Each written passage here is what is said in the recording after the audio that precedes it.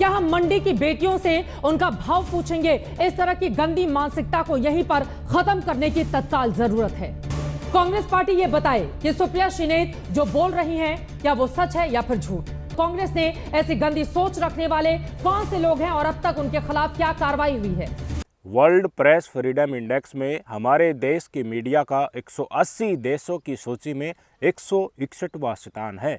ये महान प्राप्ति के लिए नोएडा में बैठे हुए दलाल जिम्मेदार हैं, जिन्होंने अपनी पत्रकारिता को सत्ता के चरणों में समर्पित कर दिया है। एक एक चीज आज आपको दिखाने वाला हूं कि किस तरीके से अगर कोई महिला या अगर कोई पॉलिटिकल कैंडिडेट या कोई भी आम आदमी हमारा देश का मोदी के परिवार का हिस्सा बन जाता है, भाजपा से जुड़ जाता है, तो उसके अधिकारों का अगर थोड़ा सा भी हनन होता है, उसको तमाम महिला बिरादरी के लिए गिनवाया जाता है। हर वर्ग का उसमें अधिकारों का हनन यही गोदी मीडिया चिल्ला चिल्ला कर चीखता है। इनकी दोगली पत्रकारिता के चलते इन्होंने आज दिखा दिया है कि अगर इस देश में किसी ने संविधान के हकों का अगर भोग करना है तो उसको मोदी के परिवार का हिस्सा होना पड़ेगा। लेकर चलता हूं चित्रा त्रिपाठी जी के पास। आज तक का हिस्सा है, वहां पर न्यूज़ों को पढ़ती है, लिखी लिखाई पत्रकारिता करते हैं, ये तो मैं नहीं कहूँगा इनको। मामला क्या चल रहा है? कंगना रनौत जी को हिमाचल प्रदेश के मंडी से भाजपा ने प्रत्याशी बनाया है लोकसभा चुनाव के लिए। सुप्रिया श्रीनेत के सोशल मीडिया हैंडल से ट्वीट किया गया कि मंडी में क्या भाव चल रहा है। उसके बाद जीरो से लेकर हीरो तक जो भी भारतीय जनता पार्टी की दलाली करते हैं, चाहे वो किसी भी क्षेत्र में हो, उन्होंने एकदम से आवाज उठाना शुरू कर दिया कि असल महिला के अधिकारों का हनन तो यही है। पहले 3 पार्ट्स में मैं आपको इनकी वीडियो दिखाऊंगा।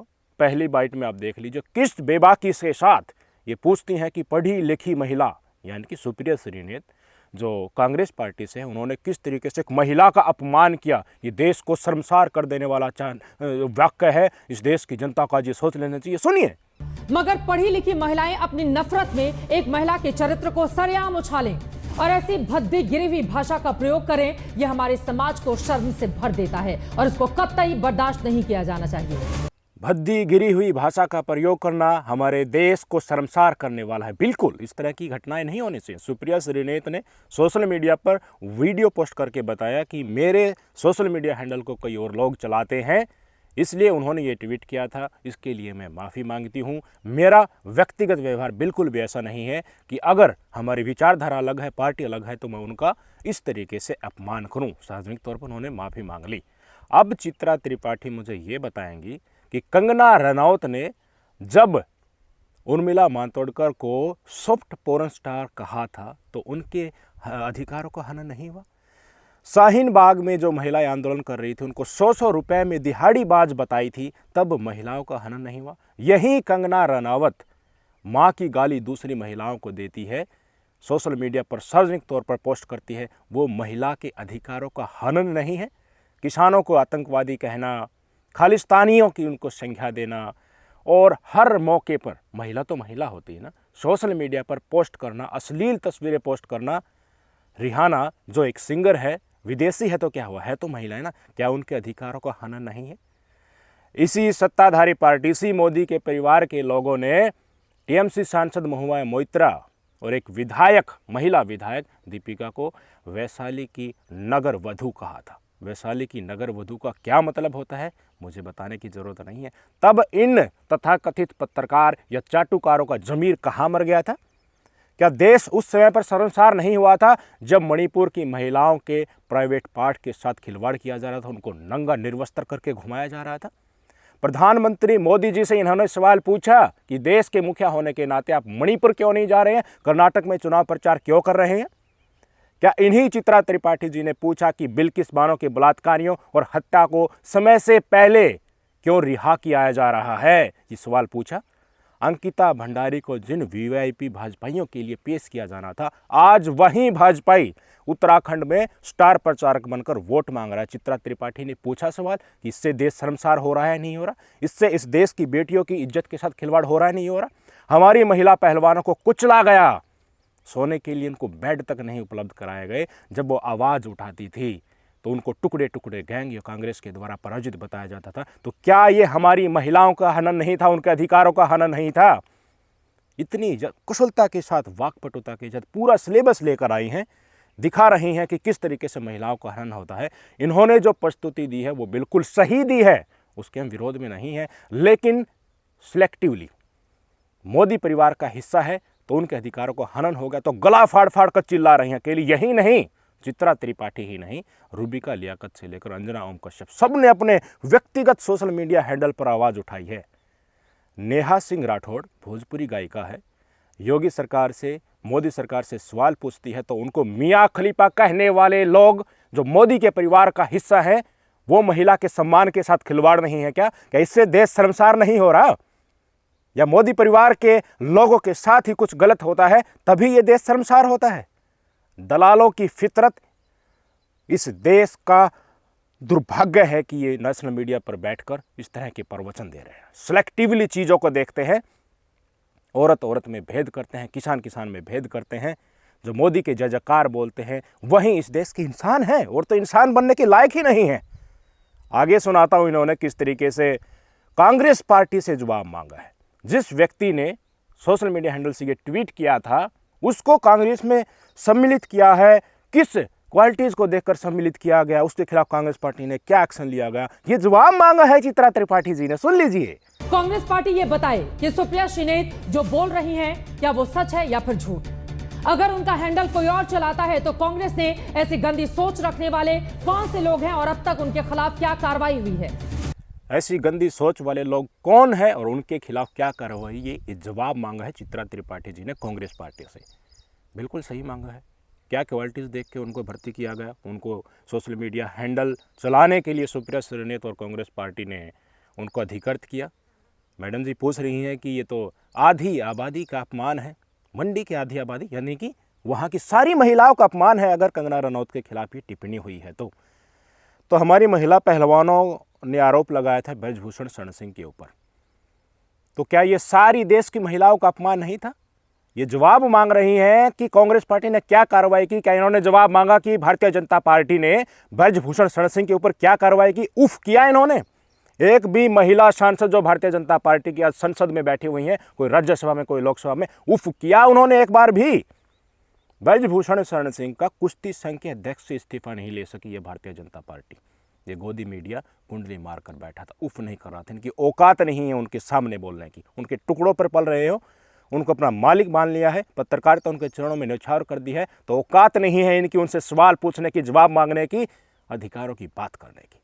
इनको कोई अधिकार नहीं है। अगर भाजपा की कोई नेत्री के खिलाफ इस तरह की टिप्पणियां होती हैं तो उसमें महिलाओं के अधिकारों के गुणगान करना और हनन हो रहा है, इस तरह की विडंबनाएं, सराहनाएं करना, ये तमाम गोदी मीडिया में दिखाने की असल औकात तो इनकी उसी समय पर पता चल गई थी जब बिल्किस बानो के बलात्कारियों को, हत्यारों को रिहा किया जा रहा था और कानों में और आंखों में ये पट्टी लगाकर बैठे हुए थे। उनका फूल मालाओं से मिठाई खिलाकर स्वागत हो रहा था, उनके चरण स्पर्श किए जा रहे थे।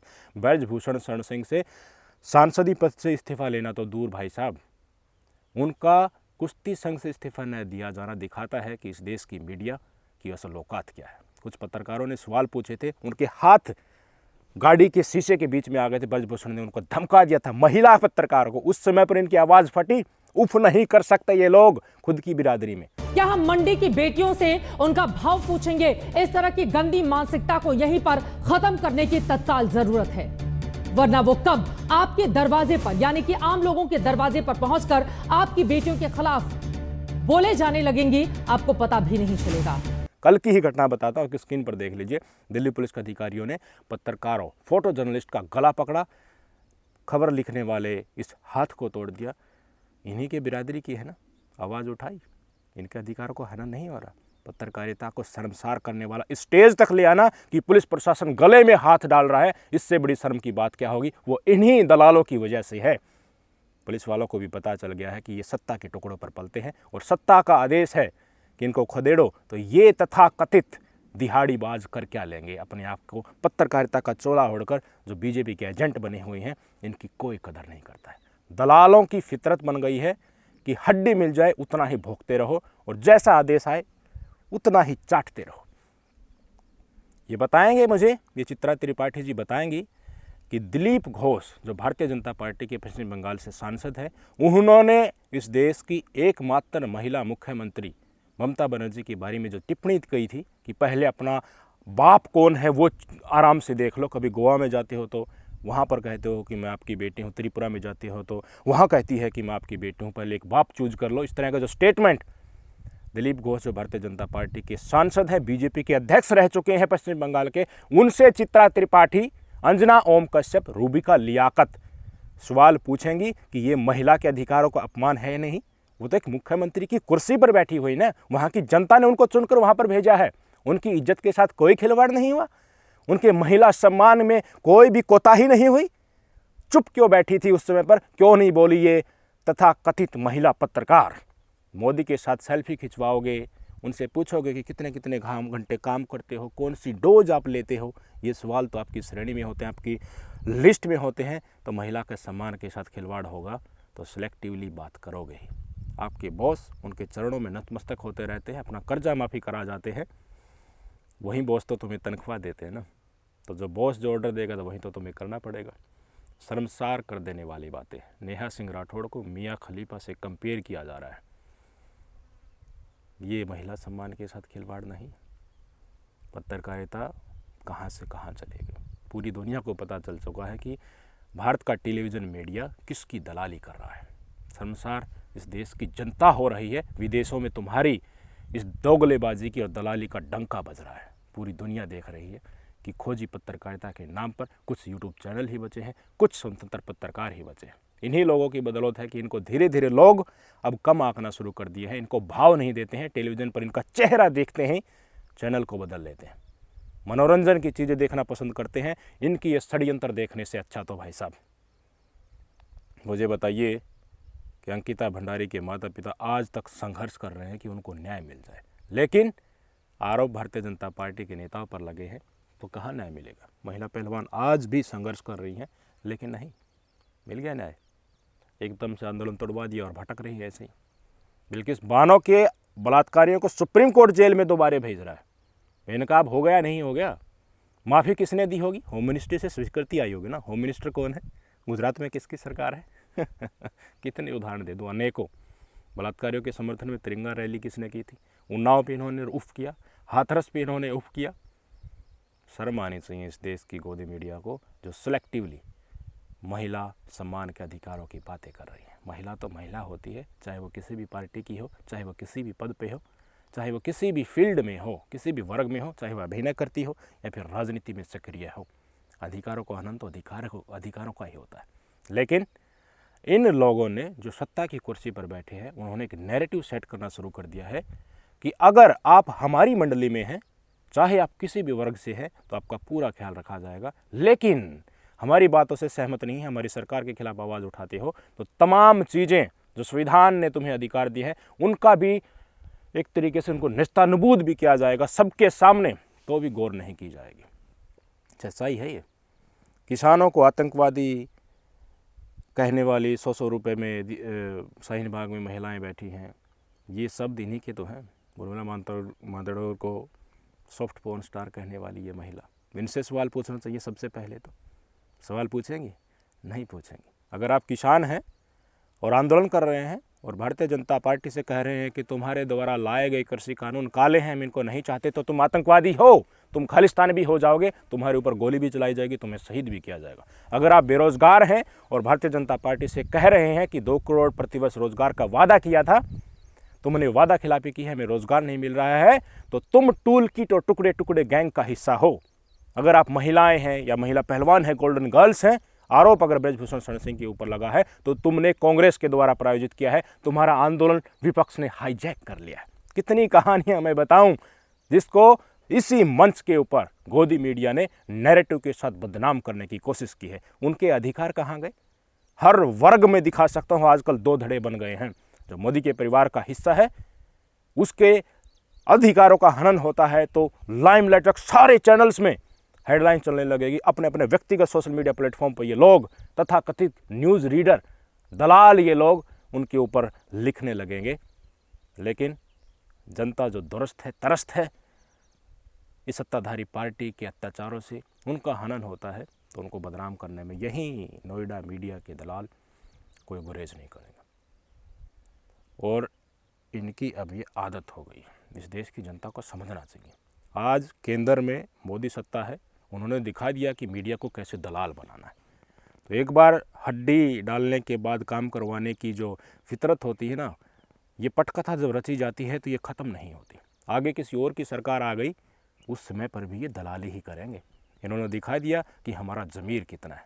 पत्रकारिता तो नाम नाम की है, टुकड़ों के आगे सब कुछ बिक जाएंगे। लिस्ट में कौन कौन लोग हैं आप अच्छी तरीके से जानते हो।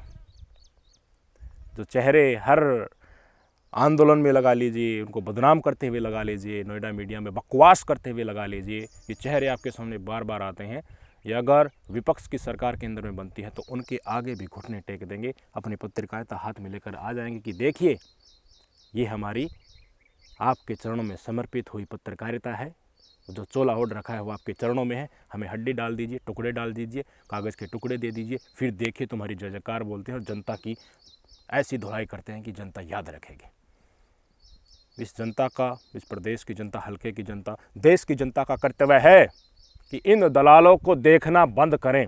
इनकी हेकड़ी तभी निकल सकती है जब सत्ताधारी पार्टी इनको मोटा डोनेशन देना बंद कर देगी। डोनेशन क्यों देती है? बड़ी बड़ी एडवर्टाइजमेंट के पैसे क्यों देती हैं? कि लोग इनको देखते हैं, ये लोगों को माइंड वॉश करते हैं, उनको अंधभक्त बनाते हैं, इसलिए इनको पैसे मिलते हैं। सारी सैलरी, चैनल के पास पैसा आएगा तो इन तथाकथित गोदी एंकरों का पैसा और सैलरी में इजाफा होगा। लेकिन लोग देखना बंद कर देंगे तो सरकार क्यों देगी इनको पैसा?